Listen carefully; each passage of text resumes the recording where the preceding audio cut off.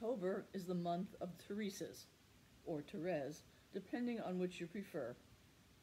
At a retreat in France, when we were asked to speak about our favorite saint and build a tower with their pictures, at least half of the women present spoke about La Petite Thérèse, and a few the Great Teresa.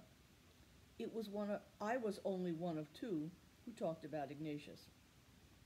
Teresa and Thérèse, two women who were so different but had so much in common, and who both exemplified Paul's powerful phrase in Galatians, faith working through love, as does, of course, Ignatius.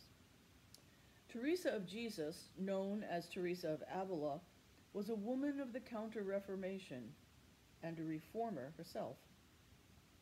After early years as a not very serious religious, she had a conversion experience, as a result of which the Lord led her to a life as a reformer of her own religious order, the Carmelites. What must she have been like? While she founded 17 convents and wrote 4 books, she also had a life of intense mystical prayer.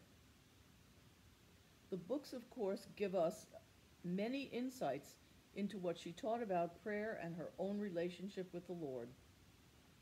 She died at what seems to us to be the young age of 67, after accomplishing a remarkable amount in the 28 years between her conversion and her death.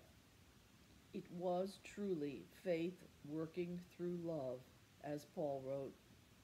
She loved the church, she loved her religious sisters, and her brother Carmelite, John of the Cross.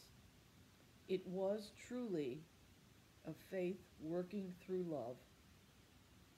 Teresa's life is summed up by the entrance antiphon of today's Mass from Psalm 42.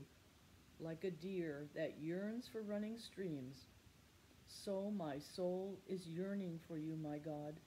My soul is thirsting for God, the living God.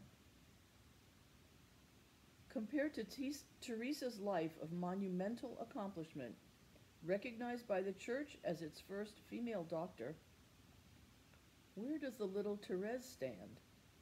Yet she also is a doctor of the Church. In her only 9 years as a Carmelite, she didn't found or reform anything.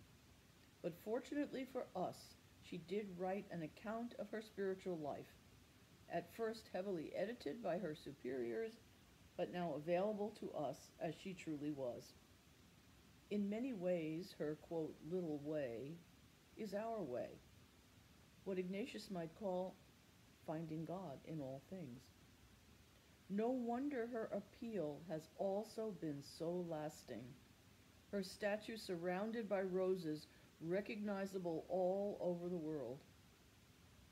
How extraordinary that the Church has recognized 2 such profoundly different women, although from the same spiritual family, as teachers for us all.